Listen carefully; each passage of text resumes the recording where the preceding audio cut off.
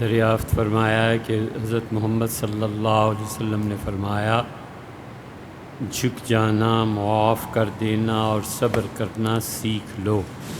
اگر تمہاری عزت میں کمی آئے تو قیامت والے دن مجھ سے لے لینا۔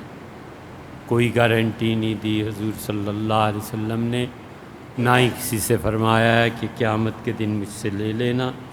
جہاں بہت سے سینکڑوں جھوٹ گھڑے ہوئے ہیں رسول اللہ صلی اللہ علیہ وسلم پر، لوگوں کو جذباتی کرنا اور لوگوں کے جذبات کو بھڑکانا اور اپنی شخصیت کی وجاہت، اور لوگ قوم جو جاہل ان پڑھ ہے ان کو اس قسم کی روایات اپنے پاس سے گھڑ کے سنانا، یہ ہے۔ باقی ذخیرہ حدیث پوری موجود ہے۔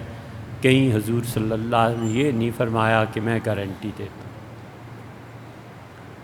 اضمن لکم، میں تمہیں گارنٹی دیتا ہوں۔ یہ بعض روایات میں اگرچہ الفاظ آئے ہیں لیکن بے عین ہی یہی سارے فکرے آئے ہوں، یہ نہیں۔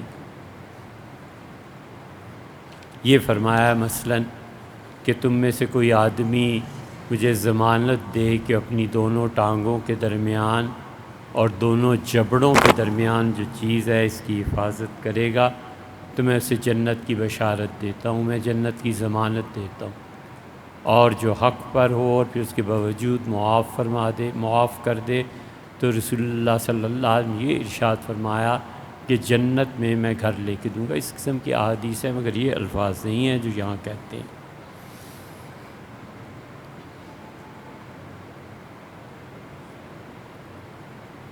ناد علی کے متعلق دریافت فرمایا ہے۔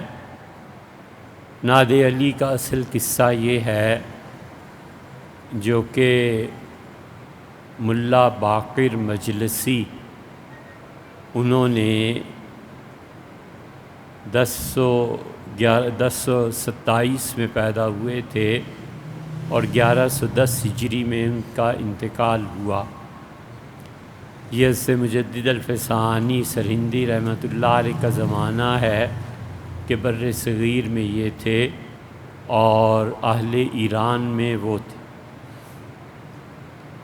اور قصہ یوں ہوا کہ احد میں جب شکست کے آثار نمایاں ہونے لگے اور غزوہ احد میں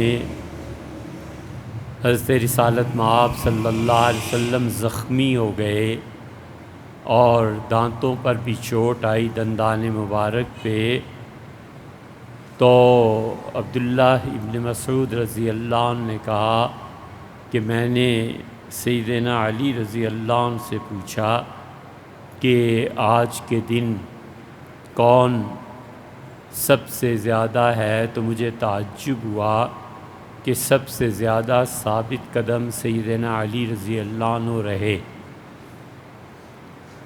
اور سیدنا علی رضی اللہ عنہ نے دیکھا یا بتایا یا ہوا کہ جبریل امین آسمان کی طرف چڑھ رہے تھے اور بار بار نعرہ مار رہے تھے کہ لا فتح الا علی، میدان جنگ میں مرد جم جانے والا علی کے علاوہ کوئی نہیں، لا سیف الا ذوالفقار، اور ذوالفقار تلوار کے علاوہ کوئی تلوار آج نہیں ہے۔ یہ نعرے لگاتے ہوئے، نعرے مارتے ہوئے وہ اوپر چلے گئے۔ حضور اقدس صلی اللہ علیہ وسلم کو غیب سے آواز آئی اور کہا گیا کہ اس مشکل وقت میں علی سے مدد مانگو۔ تو حضور صلی اللہ علیہ وسلم نے سیدنا علی رضی اللہ عنہ سے مدد مانگنی شروع کی، اور سیدنا علی رضی اللہ عنہ کے متعلق فرمایا کہ ناد علی مظہر العجائب، جب بھی مشکلات پیش آئیں تو علی سے مدد مانگا کرو، کیونکہ ان کی مدد عجیب و غریب دنیا میں معجزات برپا کرتی ہے۔ تجدہ عونا لک فی کل نوائب، یا تجدہ عونا لک فی النوائب، تم زندگی میں جہاں بھی مشکل تمہیں پیش آ جائے، جیسے احد میں حضور صلی اللہ علیہ وسلم کو تو فرمایا گیا علی سے مدد مانگ تجدہ عونا لک فی النوائب، تم مصیبتوں میں علی کو پاؤ گے کہ وہ آ کے تمہاری مدد کرے گا۔ کل غم و ہم سینجلی، اور کوئی ایک منٹ نہیں لگتا کہ سارے غم اور سارے دکھ دور ہو جائیں گے، صرف علی کو پکارو۔ بے ولایت کا یا علیو یا علیو یا علی، اور علی سے کہو کہ اے علی اے علی اے علی، آپ کی ولایت اور وب نبوت کا، اور نبوت محمد صلی اللہ علیہ وسلم کی میں مدد مانگتا ہوں کہ اللہ میری مشکلات کو دور کر دے۔ تو حضور صلی اللہ علیہ وسلم نے احد میں سیدنا علی رضی اللہ عنہ سے مدد مانگی کہ لے آؤ اور اس شکست کو دور کرو۔ اسی لیے پھر ملا باقر مجلسی کی کتاب ہے بہار الانوار، بہت لمبی کتاب ہے، سیرت پہ لکھی گئی ہے، سیرت اس کا موضوع ہے، اور 20ویں جلد میں جہاں وہ پہنچے ہیں احد کی مشکلات کو بیان کرتے ہوئے 20ویں جلد کے صفحہ نمبر 73 پہ انہوں نے یہ بیان کیا ہے۔ ایک تو جلدیں چھپی تھیں چھوٹی چھوٹی، اس کی 20ویں جلد کے صفحہ 73 پہ ہے، اور ہمارے ہاں لائبریری میں جو مل جائے گی وہ بھی 20ویں جلد ہی کے عنوان سے ہے، لیکن اس پہ صفحہ 73 سائٹ پہ چھپا ہوا ہے، وہ پرانی کسی کتاب کا عکس لے کے انہوں نے چھاپا ہے۔ تو اس لیے اس دن سیدنا علی رضی اللہ عنہ نے مدد کی تھی حضور اقدس صلی اللہ علیہ وسلم کی۔ ان کے ایک اور بزرگ ہیں اہل تشیع کے، یہ اہل تشیع کی روایات ہے، اور وہ ہیں آیت اللہ سید محمد حسینی طہرانی۔ انہوں نے ایک کتاب تحریر فرمائی ہے مطلع الانوار، اور وہ اپنی زندگی میں مختلف چیزیں، جیسے ڈائری کوئی لکھتا ہے نا، وہ ڈائری لکھتے رہتے تھے، جو اچھی بات انہیں لگتی تھی ڈائری لکھتے تھے، اور انہوں نے کہا کہ میں اپنی زندگی میں مہلت ملی تو ان چیزوں کی پھر تشریحات بھی لکھوں۔ وہ خدا کا کرنا ایسا ہوا، ان کا انتقال ہو گیا تو ان کے بیٹے وہ 4 سال کے بعد گئے کربلا، تو وہاں پہ سید ہاشم انہیں ملے، تو سید ہاشم نے انہیں بتایا کہ تمہارے والد صاحب کی یہ چیزیں، تو انہوں نے اپنے والد کی کتاب مرتب کی۔ انہوں نے اس میں لکھا ہے کہ جو ناد علی ہے نا، مرحوم ہاشم حداد، ان کو آپ کے والد نے دی تھی، اور اس ختم شریف کو پڑھنے کا طریقہ یہ ہے کہ رمضان میں 10 مومنین جمع ہو جائے، کوئی رشتہ نہیں ہو رہا، کوئی رزق کی تنگی ہے، کوئی مصیبت پریشانی ہے، اور 10 مومنین مل کے سیدنا علی رضی اللہ عنہ سے مدد مانگے، اور وہ ہر ایک آدمی 110 مرتبہ پڑھے۔ یہ مطلع الانوار یہ ہمارے ہاں بھی نہیں ہے، تہران جانا ہوا تھا کتابیں خریدنے، تو کچھ دن زیادہ لگنے تھے، تو وہاں ان دنوں یہی کتاب مطالعے میں رہی۔ تو مطلع الانوار میں انہوں نے فرمایا کہ 110 مومنین جمع ہو جائیں، اور اس کے بعد 10 مومنین جمع ہو جائیں اور 110 مرتبہ ہر آدمی اس کو پڑھے، کہ یہ جو آخری مصرع ہے نا، اس میں ذرا سی اور بھی ایک ترمیم ہے، جو بعض یہ 2 ہیں، ایک ناد علی جو ہے یہ ایک صغیر ہے ایک کبیر ہے، وہ دونوں کا تذکرہ آتا ہے، لیکن عام طور پہ مومنین جو ہیں وہ اسی کو پڑھتے ہیں۔ اچھا، یہ الگ بات ہے کہ خود اہل تشیع میں بہت سے علماء ہیں، انصاف سے کام لینا چاہیے، انہوں نے کہا اس کی سند سیدنا علی رضی اللہ عنہ تک پہنچتی نہیں، تو اگر یہ سیدنا علی رضی اللہ عنہ تک نہیں پہنچتی تو یہ جو آپ تلقین کرتے ہیں، اور صوفیہ بھی بعض ناد علی کے پڑھنے کو اپنے مریدوں کو بتاتے ہیں، پھر اس کا فائدہ کیا ہوا؟ لیکن اکثر مومنین اس ختم کو کرتے ہیں کہ 10 آدمی جمع ہو جائیں، 110 مرتبہ ناد علی پڑھیں کہ ناد علی مظہر العجائب تجد عونا لک فی کل نوائب کل ہم و غم سینجلی یا بولایتک یا علی یا علی یا علی۔ پھر سیدنا علی رضی اللہ عنہ مدد کرنے کے لیے تشریف لاتے ہیں۔ طباطبائی خاندان میں بھی یہی ہے، اور ان کے ہاں بھی ایسے ہی ختم ہے۔ وہ کہتے ہیں کہ ایک مرتبہ آیت الکرسی پڑھے اور پھر یہ دعا مانگے کہ اللہم اجعلنی فی درعک الحسینہ، اے اللہ، اے پروردگار، مجھے اپنے قلعے کی دیوار کے اندر لے لے، التی تجعل فیہا من تشاء، تو جس کو چاہتا ہے اپنی مہربانی سے قلعے کے اندر داخل کر لیتا ہے تاکہ اس پہ کوئی مصیبت اور تکلیف نہ آئے۔ آیت اللہ بہجت ہیں، وہ ایک اور بھی دعا ذکر کرتے ہیں، وہ فرماتے ہیں کہ درود شریف پڑھے اول آخر، اور پھر یہی دعا تلقین کر کے کہتے ہیں کہ تجعل فیہا من ترید، اللہ تو اس کو قلعے میں داخل کر لیتا ہے جس کو تو چاہے۔ یہ اہل تشیع کی تمام روایات کتابوں میں آئی ہیں۔ آیت اللہ بہجت ہیں، آیت اللہ محمد حسینی طاہرانی ہیں، ملا باقر مجلسی ہیں، اور بہت سے اہل تشیع کے علماء اور شیوخ ان چیزوں کی تلقین کرتے ہیں۔ اسی طرح عراق جائیں، سیدنا علی رضی اللہ عنہ کی قبر مبارک ہے، سیدنا حسین ابن علی رضی اللہ عنہم ان کا مرکز مبارک ہے۔ وہاں بعض لوگوں کو، سب تو نہیں، بعض لوگوں کو میں نے دیکھا وہ میت اٹھا کے لائے اور طواف کیا سیدنا علی رضی اللہ عنہ کی قبر کا، پھر وہ طواف کرتے ہیں سیدنا حسین ابن علی رضی اللہ عنہما کی مزار مبارک کا، اور ان میں سے ایک دو یہ بھی پڑھ رہے تھے کہ ناد علی مظہر العجائب تجدہ عونا لک فی کل نوائب کل ہم و غم سینجلی بولایتک یا علی یا علی یا علی، وہ یہ بھی پڑھ رہے۔ یہ ساری چیزیں ناد علی رضی اللہ عنہ کہلاتی ہیں انہوں نے، اور بعض آپ کے صوفیہ ایسے ہیں جو اپنے مریدوں کو یہ تلقین کرتے تھے۔ ایک بات تو یہ ہوگی۔ دوسری بات یہ ہے کہ یہ تو خیر اسے ہم پڑھنا ہی درست نہیں کہتے، اور اہل تشیع میں سے جو علماء کہتے ہیں کہ اس کی کوئی سند ہی نہیں ہے، ہم انہی کی بات کو مانتے ہیں۔ ہم کہتے ہیں کوئی سند ہی نہیں ہے، کسی نے جوڑ دی ہوگی، بس پڑھتے رہتے ہیں لوگ۔ ان چیزوں کو نہیں پڑھنا چاہیے۔ یہ ہو گئی ایک بات۔ دوسری بات یہ ہے جو پہلے بھی 2-4 مرتبہ عرض کیا ہے کہ دیکھو بہت سے ان صوفیوں میں بھی ایسے لوگ ہیں جو اس قسم کے ختمات پڑھتے رہتے ہیں۔ مثلاً امتحان مشکل ہے تو شیخ نے بتا دیا یہ چیز پڑھا کرو، رشتہ نہیں ہو رہا فلاں چیز پڑھا کرو۔ یہ تو عام ہے عورتوں میں کہ یہ پڑھو، اس سے یہ ہو جائے گا، اس سے یہ ہو جائے گا، اور خواتین پڑھتی بھی ہیں۔ اسی طرح یہ جو نقشبندیہ سلسلے میں وہ جو ختم خواجگان پڑھتے ہیں وہ بھی ہے۔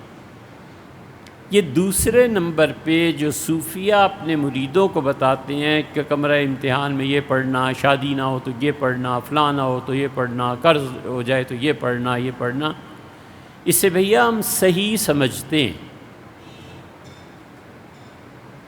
ہم یہ نہیں کہتے کہ غلط۔ ان کو الہام ہوا ہوگا، کشف ہوا ہوگا، وہ اللہ ہی کے نام اگر بتائیں اور وہ حدیث کی دعائیں بتائیں یا وہ کوئی چیز، خیر وہ تو ایک الگ بات ہے، وہ اللہ تعالیٰ ہی کے نام بتائیں، کوئی حرج نہیں، بس ٹھیک ہے۔ لیکن تیسری چیز اس کے بعد جو اس کو صحیح سمجھنا، پہلے کو غلط، دوسرے کو صحیح سمجھتے ہوئے بھی ہم کہتے ہیں کہ آخر مشکل کے آن پڑی ہے۔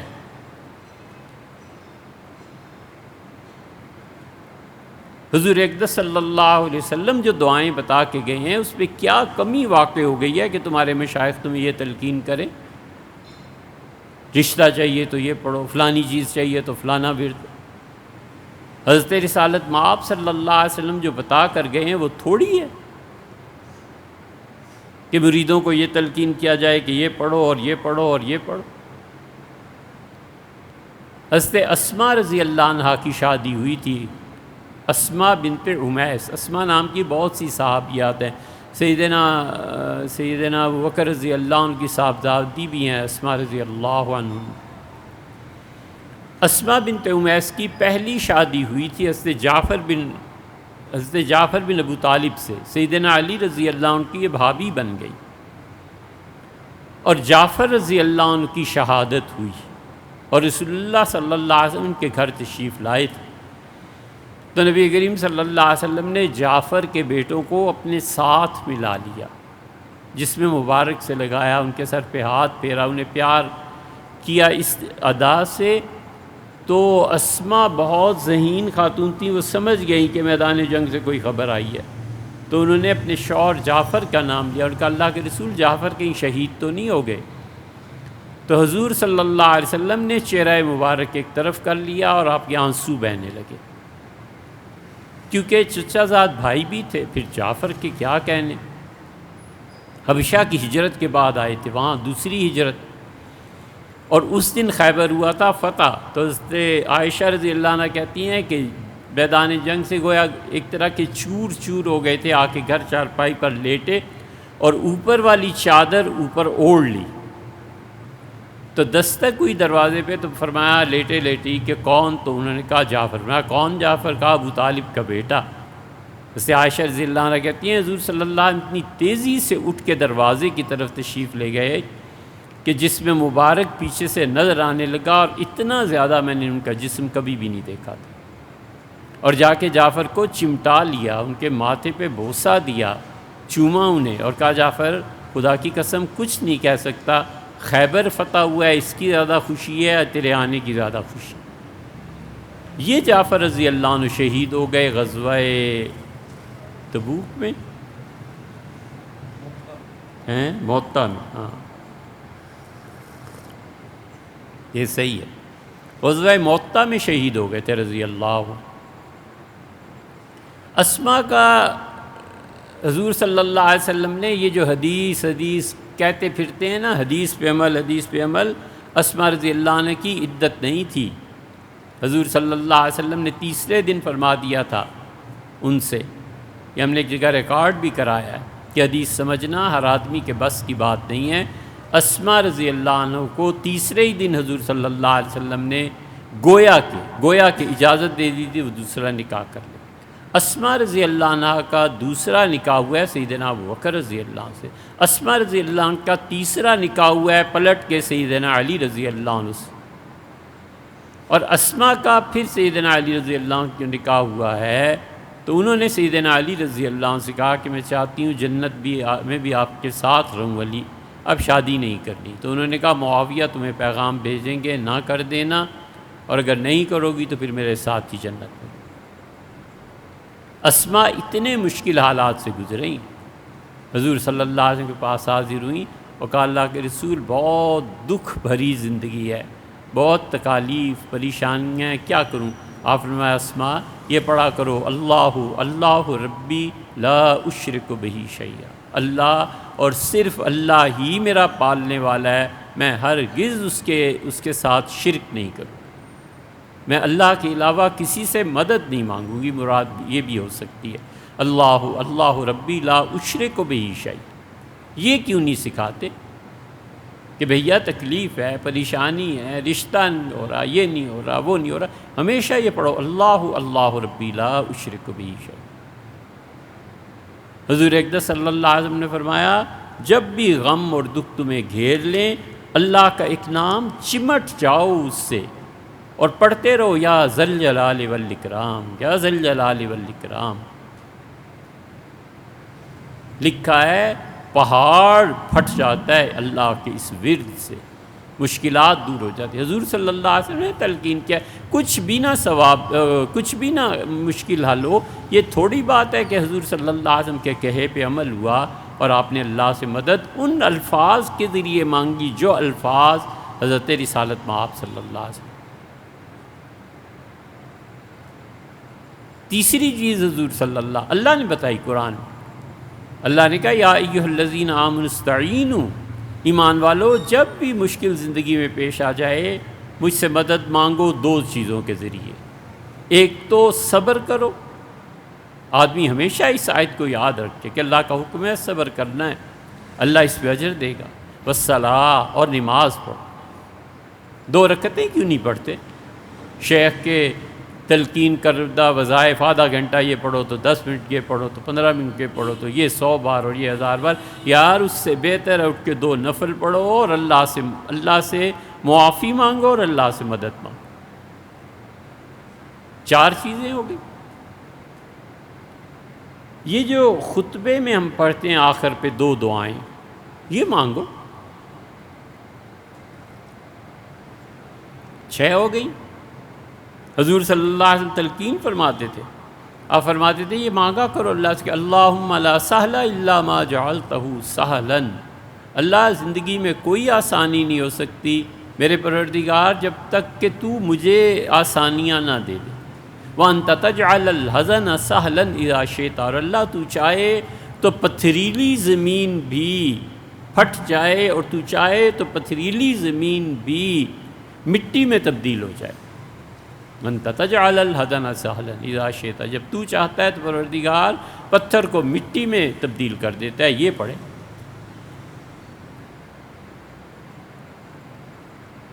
6 چیزیں ہو گئیں۔ حضرت رسالت چھٹی وہ جو لا الہ الا اللہ الحلیم الکریم خطبے کے آخر پہ ہوتی ہے نا، اسے یاد کرو، اللہ سے مشکلات میں یہ دعا مانگا کرو۔ حضور صلی اللہ علیہ وسلم تلقین فرمائی تھی، فرمایا یہ دعا پڑھا کرو، یہ دعا مانگا کرو اللہ سے۔ ہم نے اپنے حضرت رحمۃ اللہ کو خط لکھا کہ یہ مشکلات ہیں، تو بہت مختصر جواب تحریر فرمایا، یہ ہیں مشائخ، یہ ہیں جو انسان کا تزکیہ کرتے ہیں، یہ ہیں جو جھوٹی روایتیں مریدوں کو سنا سنا کے بیڑا غرق کرنے اور جہالت اور جھوٹ کو جمع کرنے کے بجائے صحیح چیز کی تلقین کرتے ہیں۔ ایک چھوٹے سے رکعے میں مجھے لکھ کے بھیجا کہ یہ پڑھا کیجئے، اللہم الطف بی تیسیر کل عسیر، اللہ تو مہربانی فرما، کرم فرما، لطف فرما کل عسیر، اللہ زندگی کی ہر مشکل کو آسانی میں تبدیل کر دے۔ فَإِنَّ تَيْسِيرَ كُلِّ عَسِيرٍ عَلَيْكَ يَسِيرٌ، اللہ زندگی کی کوئی مشکل ایسی نہیں ہے جسے آپ آسان نہ کر سکتے ہو۔ وَأَسْأَلُكَ الْيُسْرَ وَالْمُعَافَاةَ، اور اللہ 2 چیزیں آپ سے مانگتا ہوں، دنیا میں میری مشکلات کو آسان کر دیں اور آخرت میں مجھے معاف کر دیں۔ فی الدنیا والآخرہ، دنیا میں بھی معافی چاہتا ہوں، آخرت میں بھی، آخرت اور دنیا دونوں میں 2 کام چاہتا ہوں، دونوں جہانوں کو آپ آسان کر دیں اور دونوں جہانوں میں معاف فرمائیں۔ اللہم الطف بی تیسیر کل عسیر فإن تیسیر کل عسیر علیک یسیر، اسألک الیسر والمعافات فی الدنیا والآخرہ۔ پڑھتے رہے، لیکن خیال آیا کہ حضرت رحمۃ اللہ اتنے خوبصورت جملے لیے کہاں سے ہوں گے؟ طبرانی کھولی تو اس پہ پتہ چلا کہ حضور اقدس صلی اللہ علیہ وسلم یہ تلقین فرماتے۔ یہ ہے شیخ ہونا، یہ ہے کتاب و سنت کی طرف رجوع کرنا کہ اللہ نے کیا حل دیا، حضور صلی اللہ علیہ وسلم نے کیا حل دیا۔ ایک آدمی نے پوچھا حضور صلی اللہ علیہ وسلم سے کہ اللہ کے رسول، یہ بہت پریشانیاں اور غم ہیں، دیکھو اتنی زبردست دعا ہے، کیا چیز پیچھے رہ جاتی ہے؟ فرمایا یہ پڑھا کرو، اور نماز کے آخر پہ بھی حضور صلی اللہ علیہ وسلم یہ پڑھتے تھے۔ اسے یاد کرو، ہمیشہ سلام سے پہلے اس دعا کو مانگو۔ اللہم انی اعوذ بک من الہم، اللہ میں تیری پناہ مانگتا ہوں کہ میری زندگی میں دکھ اور تکالیف آ جائے، والحزن، اور اللہ مجھے اندر کوئی دکھ لگ جائے، دل میرا اس سے پریشان ہو جائے، والعجز والکسل، اللہ میری صحت ٹھیک ہو اور میں سستی کی وجہ سے تیری اطاعت نہ کر سکوں، اور اللہ میں بیمار ہو جاؤں اور عاجز ہو جاؤں تیری عبادت سے، کسی نیکی کام سے، والجبن والبخل، اور اللہ دشمنوں سے مقابلہ ہو اور میں بزدلی دکھاؤں، اور اللہ مال ہو اور میں بخیل بن جاؤں، وضلع الدین، اے اللہ میں پناہ مانگتا ہوں کہ قرض مجھ کو دبا لے، قرضہ مجھ پہ غالب آ جائے، وغلبت الرجال، اور اللہ لوگوں کا روب مجھ پہ پڑ جائے اور میں سچی بات نہ کر سکوں۔ لوگوں کا روب پڑ جاتا ہے، عہدوں کا روب پڑ جاتا ہے، انسان کا اندر کانپنے لگتا ہے، کون سی چیز رہ گئی؟ اللہم انی اعوذ بک من الہم والحزن والعجز والکسل، 4 چیزیں، والجبن والبخل 6، وضلع الدین وغلبۃ الرجال 8 چیزیں حضور صلی اللہ علیہ وسلم مانگا کرتے تھے یہ ایسی دعا ہے جس پہ علماء نے لکھا ہے کہ حضور صلی اللہ علیہ وسلم اتنی زیادہ یہ یا اس کے قریب قریب کی دعا مانگتے تھے کہ اگر نہ پڑھے تو نماز ہی نہیں ہوتی، ابن حزم وغیرہ کا خیال ہے۔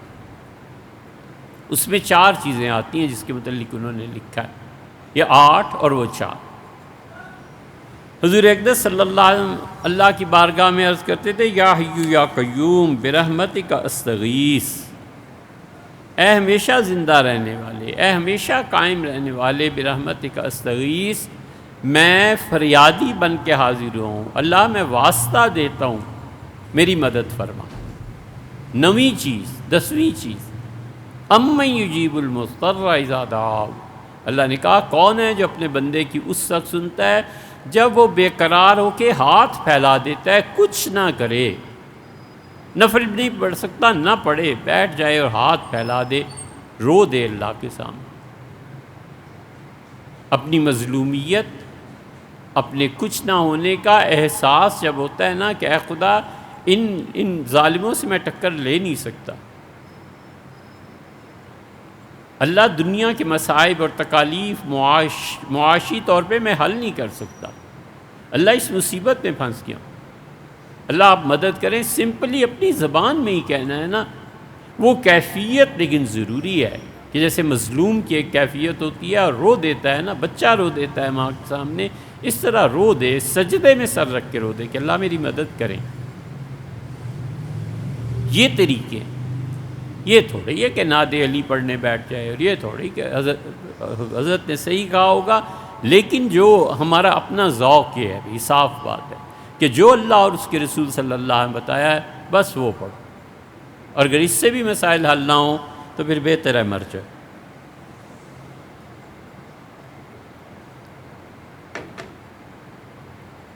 پرائز بانڈ خریدے جا سکتے ہیں؟ نہیں بھئی، پرائز بانڈ کا خریدنا یہ درستی نہیں ہے، اور اس پہ جو رقم ملتی ہے نا انعام کے طور پہ، وہ بھی درست نہیں ہے۔ لیکن مولانا غلام رسول سعیدی صاحب مرحوم، جنہوں نے تبیان القرآن اور مسلم کی شرح لکھی ہے، انہوں نے اپنی تفسیر میں اسے جائز قرار دیا ہے، اور انہوں نے اس پہ بہت زیادہ لکھا ہے، اور اصل میں یہ چیز حضرت تھانوی نور اللہ مرکزو نے منع فرمائی تھی، مفتی شفیع صاحب رحمۃ اللہ بھی، پھر محتقی عثمانی صاحب اللہ تعالیٰ سلامت رکھے، حضرت نے بھی اسے منع فرمایا ہے، سود لکھا ہے، جوا لکھا ہے، لیکن انہوں نے ایک ایک دلیل کا جواب اس سے دیا ہے۔ تو اگر بریلوی مسلک کا پوچھیں تو ان کے ہاں یہ جائز ہے۔ انہوں نے، ان کے مفتی غلام رسول صاحب سعیدی، مفتی تو نہیں کہلاتے لیکن بڑا علم اللہ نے انہیں دیا تھا، بہت، ان کی تفسیر پڑھو تو پتہ چلتا ہے کہ اللہ تعالیٰ نے کتنا علم دیا تھا۔ مولانا احمد رضا خان صاحب جو ان کے امام ہیں، ان کے فتووں کے خلاف فتویٰ لکھا ہے۔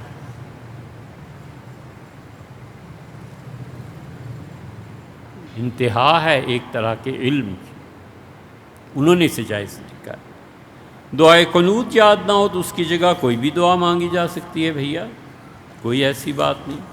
دعائے قنوت کی بجائے ربنا آتینا فی الدنیا حسنہ پڑھ لے۔ دعائے قنوت یاد تو کرے نا، یہ تھوڑا ہی ہے کہ رعایت سے، رخصت سے فائدہ اٹھاتا رہے۔ 3rd کلاس میں سفر تھوڑا ہی کرنا ہے، 1st کلاس میں آؤ یار، دعا یاد کرو، جہاں بیٹھتے ہو وہاں لکھ کے پرنٹ کر کے رکھ لیں، روز پڑھتے رہیں، ایک دن یاد ہو ہی جائے گی۔ جس کمرے میں سوتا ہے وہاں پہ لکھ کے لگا لیں، یاد ہو جاتی ہے آہستہ آہستہ۔ اور جب بھی دعائے قنوت یہ پڑھے یا کوئی بھی پڑھے، دعائے قنوت کے آخر پہ حضور صلی اللہ علیہ وسلم پہ درود شریف کا پڑھنا مستحب ہے، دعا مانگ کے صلی اللہ علیہ وسلم، بس اتنا پڑھ لے، وصلی اللہ علی نبی الکریم، اتنا پڑھ لے، السلام علیکم ایھا النبی ورحمۃ اللہ وبرکاتہ، السلام علینا وعلی عباد اللہ الصالحین، بس اتنا پڑھ لے۔ لیکن دعائے قنوت کے آخر پہ حضرت رسالت مآب صلی اللہ علیہ وسلم پہ درود کا بھیجنا، یہ چیز مستحب ہے۔ گمشدہ چیز واپس ملنے کے لیے یا رب موسیٰ و یا رب کلیم، یا رب موسیٰ و یا رب کلیم، بسم اللہ الرحمن الرحیم، یہ وظیفہ کرنا درست اور ثابت ہے۔ پتہ نہیں بھائی یہ وظیفہ کس نے نکالا ہے اور کیا، سیدھی طرح اللہ سے دعا مانگے کہ اللہ چیز گم گئی ہے اور مہربانی کر واپس فرما دے۔ سیدھی طرح یا حی یا قیوم برحمتک استغیث یہ پڑھے، سیدھی طرح یا ذل جلال والاکرام یہ پڑھے۔ یہ وظیفہ ہوگا، کسی بزرگ نے کسی کو بتایا ہوگا، ہمیں نہیں معلوم۔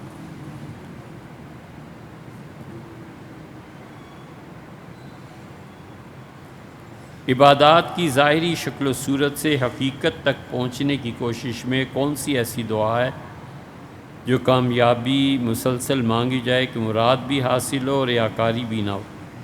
اللہ تعالیٰ سے سادہ سے الفاظ میں دعا کرے کہ اللہ مجھے اپنا صحیح بندہ بنا دے، اور بندگی کے وہ مراحل اور بندگی کی وہ سیڑھیاں جو ظاہر عبادت سے شروع ہوتی ہیں، پروردگار باطن میں جو اس کے اسرار ہیں مجھ پہ وہ بھی کھول دے۔ اللہ سے دعا مانگے کہ اللہ ان عبادات کا عالم امر میں جو مقام ہے، اللہ مجھے اس سے روشناس فرما۔ سیدھی سادے اللہ سے مانگنا ہی ہے نا، تو اللہ سے مانگے اس طرح سے۔